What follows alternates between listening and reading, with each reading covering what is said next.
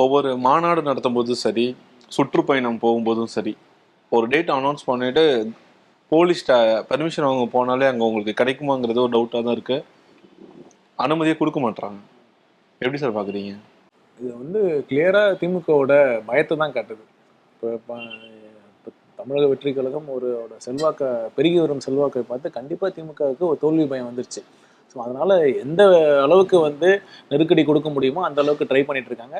But என்னன்னா மக்கள் பார்த்துட்டு தான் இருக்காங்க எல்லாத்தையும். இவங்க இவங்க இன்ஃபேக்ட் அவங்களுக்கே நெகட்டிவாக தான் போகும். இந்த மாதிரி செய்கிறதுனால வந்து யாருமே இப்போ வந்து தமிழ்நாட்டு மக்கள் வந்து அரசியலில் வந்து ரொம்ப அவேரான பீப்புள். அவங்க இந்த மாதிரி பண்ணுறது கண்டிப்பாக வந்து எங்களுக்கு தான் சாதகமாக முடியும்.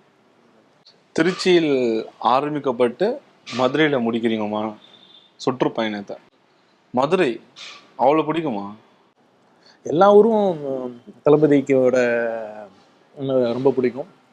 மதுரை இன்னும் என்னென்னா மற்ற மதுரை மக்கள் ரொம்ப அன்பாக இருப்பாங்க. அவங்க அளவு கடந்த அன்பை காட்டுவாங்கிறதுனால ஒரு ஒரு தனி பாசம்.